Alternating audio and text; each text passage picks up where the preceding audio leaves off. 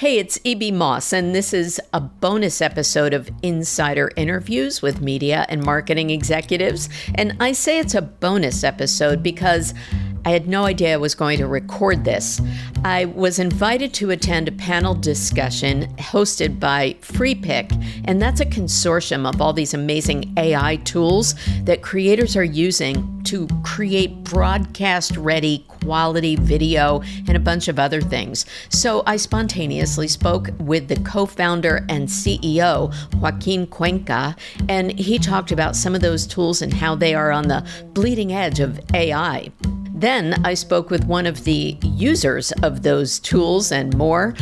It's Alexia Adana, and she is a creative director at Edelman, and she is really leveraging AI both professionally for them and their clients like Microsoft, as well as herself personally in creating a whole universe of original storytelling through AI.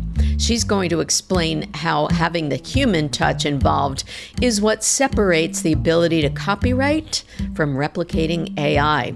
So this is a pretty informative but fast-paced conversation with two experts, as I said, on the bleeding edge of AI. This is an incredibly spontaneous bonus episode. You might hear a little ambient noise because I have been sitting in on a presentation by Freepik CEO and co-founder, I believe, Joaquin Cuenca. Did I get that right? Absolutely right, yes. Yay, perfecto por mí. Yay. So I was invited to attend a demo, a panel discussion with some folks from PepsiCo and Edelman and RGA and you, and explain what you walked us through, Joaquin. Well, I presented a future of optimism, I hope. Oh, so nothing big, just yes, okay, no, life-changing. It's, everybody's talking about how AI can kind of steal our future, can take our jobs, can take our dreams, and we don't see that happening. What we see is AI helping us get out of our minds what we want to create, helping us create. We see it as a tool that is controlled by humans, and we see it as something that can remove all the grunt work, all the things that are not really meaningful, and help us create. So we see that as a helper to creators. Okay, so allowing humans to break down the barriers to what we want to create, yes, and it just being a tool. You said something really unique earlier in your presentation that as much as AI might change and evolve, you can't replicate a human. Talk about that. Many people think that I'm wrong, okay? Some people will think, oh, wait a second, Joaquin, but AI is getting better and better by the day. Yeah. There will be a time where they are smarter than us. Yeah, okay. What is that we can do that an AI cannot do? What I mean is that we are the sum of our experiences. And that makes us unique. Yeah. Okay? Each of us unique. And you cannot copy us. I think there's a very fundamental difference, is that you can copy an AI. It may look trivial. You can almost like plug in a USB drive and copy it. You can plug it in another computer, you can restore it, and you can run it again. The other difference is that you can pause it, but you cannot pause a human. You cannot stop a human. You can't post a human? Yeah, no, you cannot. But think about how important that is you can fail a human, but you cannot fail an AI. You fail an AI, you can erase that, okay? Because they're just waiting for you. So if you fail a human, that's another important difference. That's permanent. Mm-hmm. Humans, we do not forget. Right. It got into you, okay? So when I say that you cannot copy a human, is that what makes you, you. Mm-hmm. And I think that us as creatives, we, not always, but when we do a good creation, we put some of us into it. Yeah. Okay? Otherwise, why will they hire you instead of somebody else? Okay. Okay. And so all of our conversation today has been about the use of creativity and the application of AI in that. And You guys are doing some amazing stuff with Freepik. Explain that, please, and what you're doing now with your particular set of tools. We are shortening the path between idea and execution. Okay. So we are helping creatives achieve greatness. Okay. Can I be great? Yeah, everybody, not everybody, but you can help everybody do better. Be better, yeah, for Okay, sure. and that's what we want to do. Yeah. We want to help people deliver great things that they are proud of. Okay. In practice, what it means is that we have tools that help you get the current work out of the way so that you can more easily deliver what is in your mind. Oh, okay. And one of the things, we'll talk specifics, that might be in my mind is if I wanted to generate a bespoke video of someone in a green dress, and then I changed my mind and I wanted it to be blue. I mean, that's pretty basic, right? Yeah. That's like But think table about stakes. Yes, but think about, even though that's very basic, how difficult it was before. Yeah. You could not experiment. You could not say blue. No, wait a second. Red. No, we'll try with burgundy. No. Yeah. So those were things that were very simple to imagine, very difficult to execute. When we collapse that process and you can get into a feedback loop where it takes seconds to see your idea, you can think of a new one, and then you can start raising the bar. You can say, no, I'm not going to be happy with something that kind of works. I really want to nail it. And now you have the tools to nail it. And so you have been raising the bar. Tell us some of the cool bells and whistles that you've since enabled. Well, we can talk from experience. Like our own company uses our tool to deliver our marketing messages. Okay. It used to take us a couple of weeks to launch a marketing campaign, to announce a new feature, and now it takes 3 hours. Oof. Okay. In our company, our creatives have full freedom to use our tools, even if it's for personal projects. And there is an artist in our team. She studied photography, and when I was talking with her, she told me that before AI, the number of images that she could create was very limited because it was so expensive to work in photography. You need to set up the scene, the makeup, the lights. The gear is so expensive.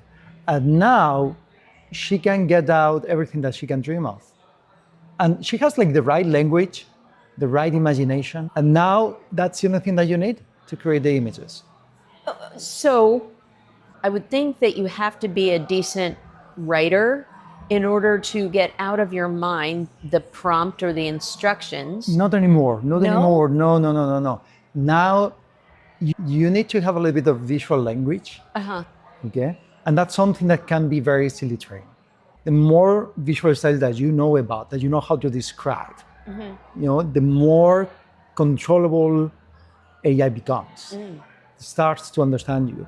And you need to get into the feedback loop because you will see quickly what are the things that AI doesn't understand and the things that actually work, and what kind of words you can use that will change the result.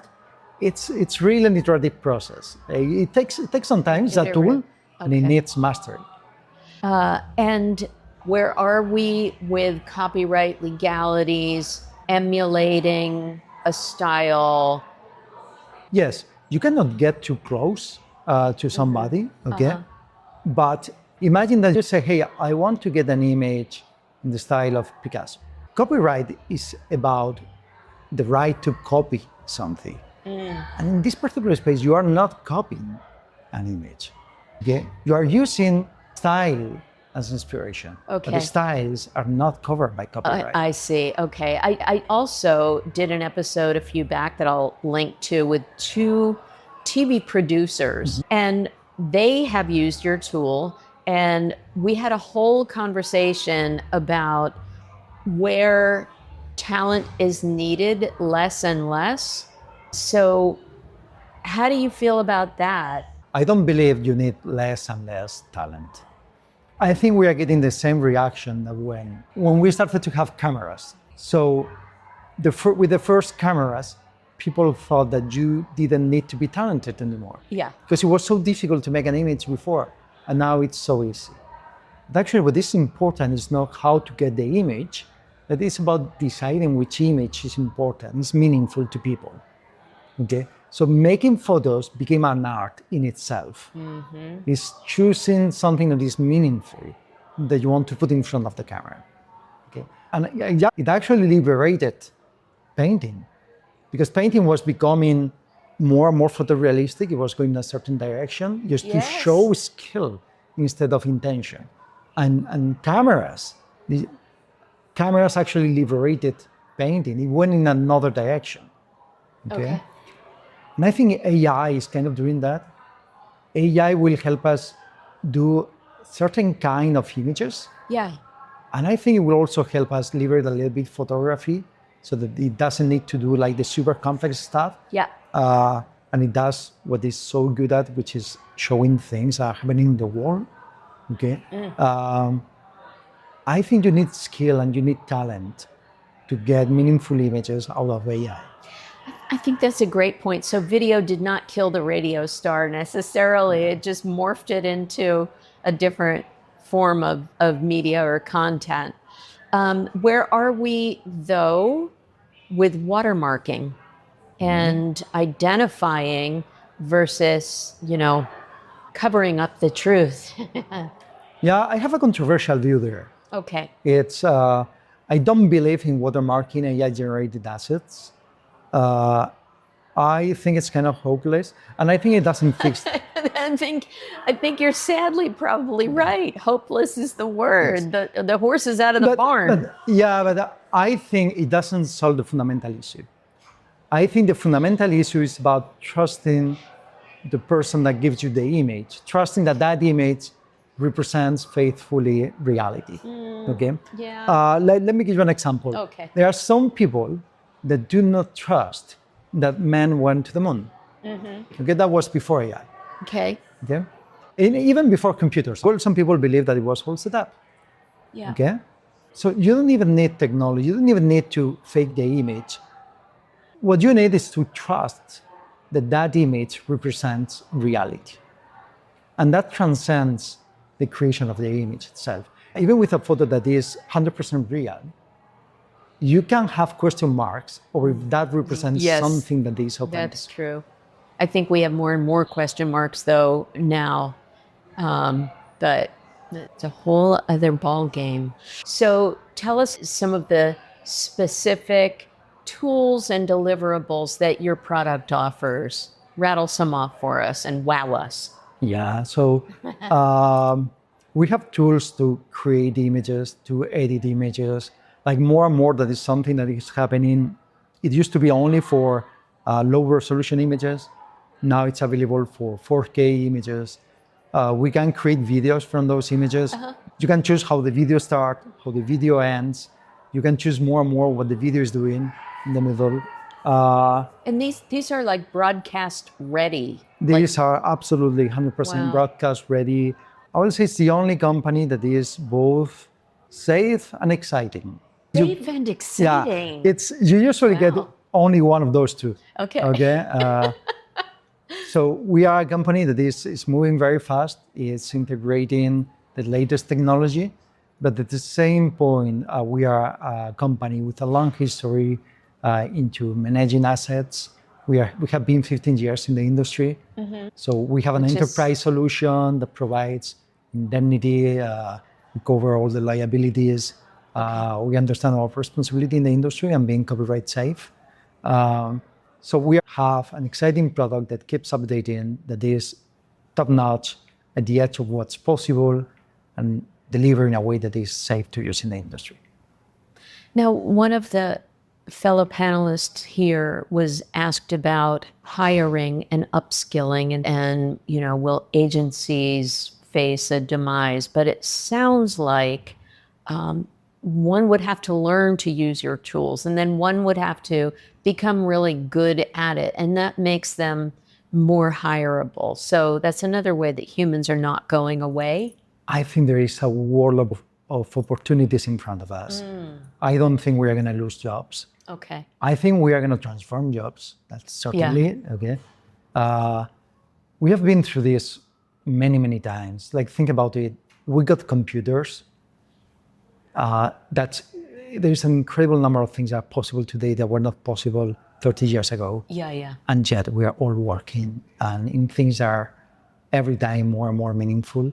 I find that we are now way closer to our creations. It's way simpler to create. And I'm really optimistic about the future, about what we can achieve in the future. You know, in that episode I mentioned with the producers, which was several months ago, I mentioned that I had lost a voiceover job to an AI-generated voiceover. And I happened to see that video with the fake voice, and it was lovely tones and everything, but the wrong inflections. And do you know that just a few days ago, that prospective client reached out to me and said, "Amy, can you redo the voiceover? We need a human after all."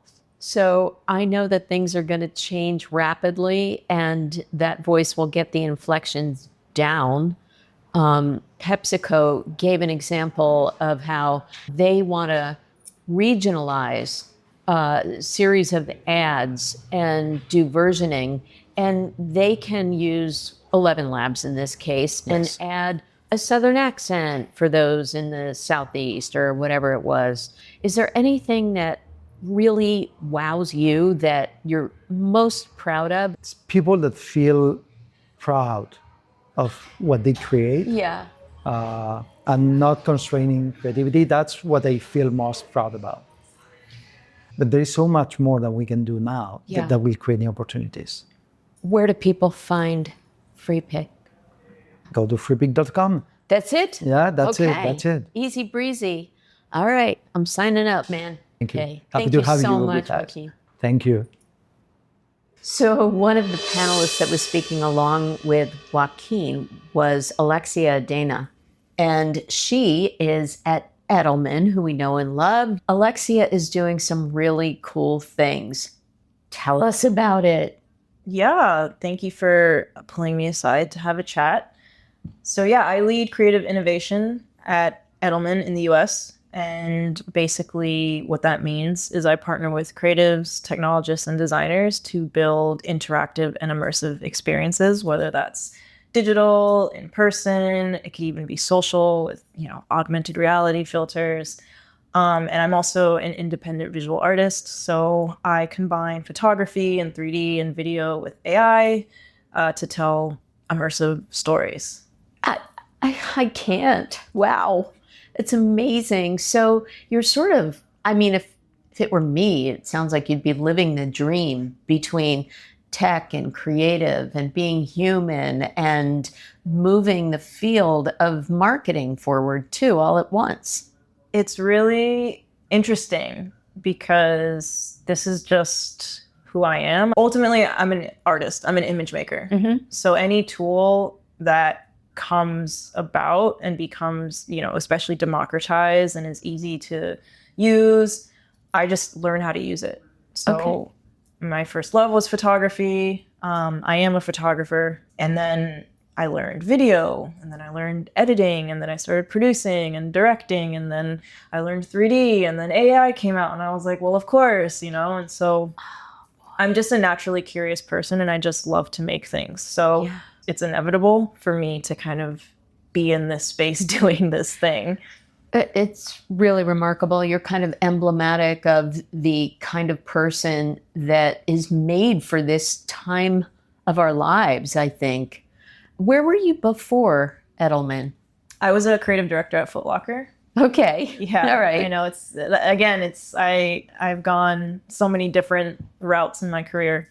But that was nice because I was at Footlocker right when the pandemic hit, like right before everything shut down. Yeah. And so that's how I actually started getting more into augmented reality and 3D. Because at the time, the metaverse and NFTs and all that stuff. And I was like, this looks really cool.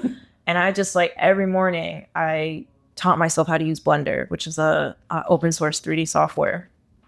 And it was super fun. And I was actually trying to get Footlocker to get on this whole metaverse thing, not necessarily to follow the trends, but to get educated in how engaging with the consumer in a digital space is evolving. So let's talk to vendors, let's experiment, let's, do some demos in Decentraland, like let's understand what's going on here. Because our biggest vendor, Nike, they invested in Artifact, which is an augmented reality garment digital startup, right?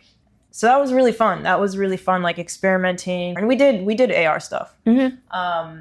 But in terms of just like moving at the speed of culture, I felt like I needed to go somewhere that was investing more in experimentation. And so, that's how I got to Edelman. What was the first project you worked on at Edelman? Oh my gosh, that was 3.5 years ago. The first major AI client project, which I can't say the client. Okay. But it was right when GPT came out, like the API came out.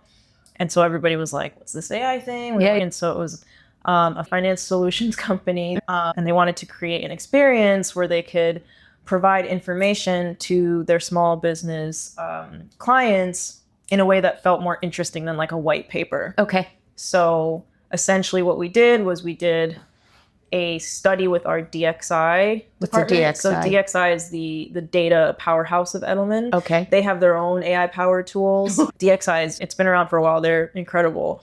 And so we crafted a survey to identify, what are small business owners' pain points, struggling, what's going well, what do they think that they need? And then we used that to help fuel this custom website where small business owners would answer a series of questions. And AI, in addition to traditional decision tree mechanics, would then personalize a plan based on their responses to help them kind of tackle the next year. I see. Okay, so really practical, but using AI both as an information and a planning source and sort of an intellectual approach to things. So that was 3-something years ago. That was like 3 years ago. And now let's fast forward to the coolest thing that you just finished working on, which you might not be able to name names either, but things have like exponentially changed, right?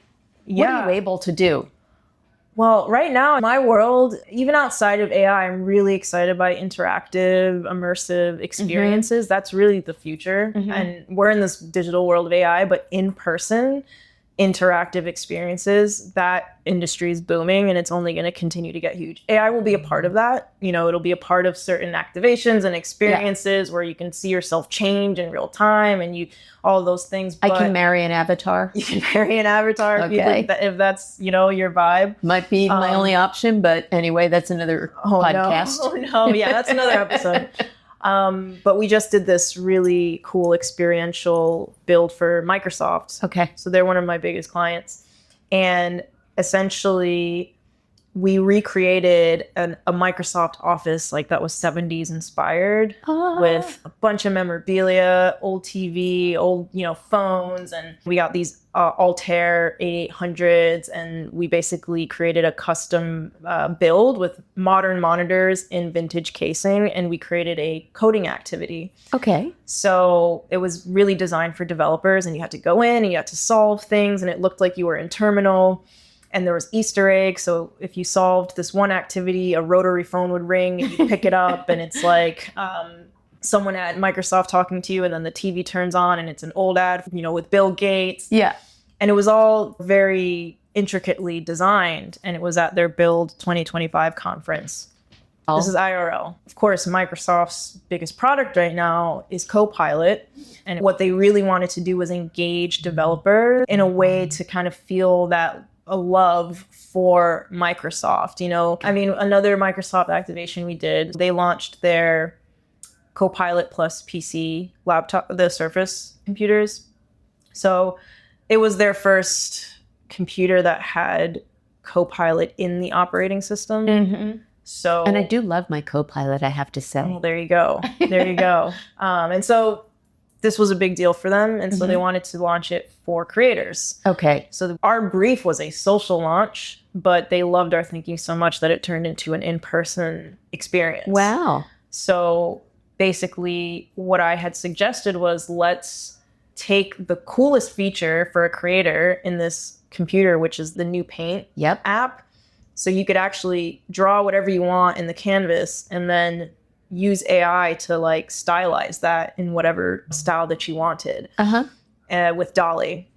So you could give it like a painting style or a line art style or an oil painting style. And so the whole campaign was Impossible Dream. So you could sketch something and you can turn it into this impossible dream. And we created like a whole art direction around it with images floating in these like golden framed images against a background with like dreamy pink clouds, which was leading into their co-pilot art direction.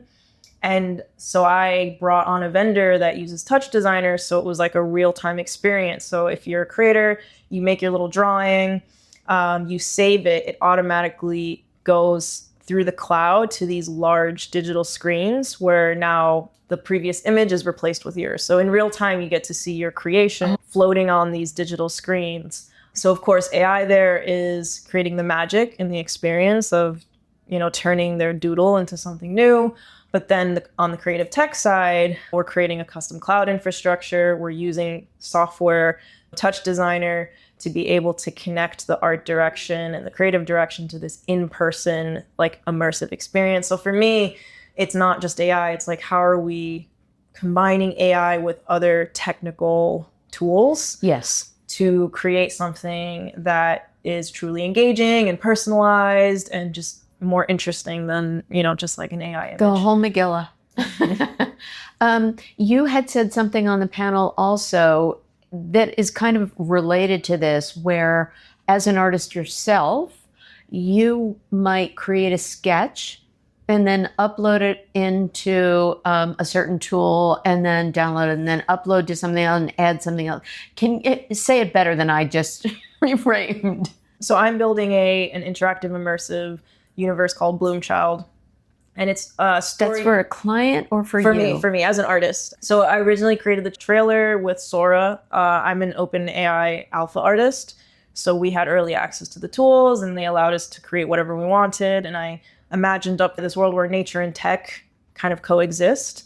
And this child is born from soil and it has the ability to bloom, but it's like misunderstood by its peers. And it has this kind of coming of age story of learning to love itself and embrace itself. Yeah, and it's really a story of self-acceptance and, inner child healing. And so that's what the universe is about now. It's evolved into this storytelling universe that's all about healing and self-acceptance and growth. So I went through the process of creating one of the characters, the kind of main protagonist from the original trailer. And the thing right now in the world of copyright with AI is you have to show human authorship. So if you're creating a story or a film that's 100% generated AI, you can't copyright that. You can't trademark that. There's not enough authorship. So I'm documenting this whole process where it's from my vision, it's from my sketches, and I'm just using AI to like add the styles to it and kind of give me like a starting place and filling in the gaps where there's a skill gap, right? Okay. Or there's just a time gap, So I start with a sketch in a notebook. I upload that sketch to AI. I ask it to give it a style based on my art direction. It gives me an image. I then edit that image in Photoshop so it looks the way that I want it to look. I upload that image to another AI tool that turns that image into a 3D character mesh. I bring that character mesh into Blender, and then I actually design the character. I just need the foundation of the mesh, but I actually then license 3D assets like flowers and mushrooms and grass, and I actually design the character, and even the eyes I do myself. And then I upload the image of that 3D character into AI with a scene description. So I say, this is the description of the character, and they're running in a field. And it takes the reference of my 3D model and puts it in a new image where the character's running, and now there's a field behind it. So it's my character, but AI has now put it into a field. That is fascinating. So you have provenance, almost like Bitcoin, where you know what the origins were. Yeah. Oh, how cool! Yeah, and it's all documented. So, So I use Milanote for my storyboard tool, and I'm writing about this on Substack, on YouTube. Like I'm like documenting the whole thing. So when it comes to talking to the lawyers about copyright, it's like it's all here. Like every prompt, everything. That's a fascinating lesson in and of itself, right there. Yeah. Wow. Cool. Okay. And the other topic that you guys talked about, are humans going away, or are you proof that the origin story has to come from being a human? I mean, nobody can tell the future, really. But I do think human-generated art is always going to be special and valuable. We're in the before times. Nobody really knows what's going to happen, but a human-created piece of artwork can't be replicated just by definition, because we're humans. Like you can put a robot in a human-looking body, but it's still a robot. Yeah. Oh, Alexia, thank you so much for your really spontaneous time and brilliance. Where can people find you or your art right now? Yeah, I post a lot of my artwork on Instagram. I'm at Alexia Adana everywhere. I'm really active on YouTube, Instagram, and Substack. Okay, follow Moss Hysteria on Substack, and I'll do the same back at you. Thank you so much. Thank you. So to wrap it up, just a little reminder, I can help you launch a good podcast, market yours, or host yours. And if you want to support this fabulous free content, you can find me at buymeacoffee.com/mossappeal and reach out at mossappeal.com. And a big shout out to John Clayton for the theme music. But truly, thank you for listening, learning, and sharing Insider Interviews with me, E.B. Moss.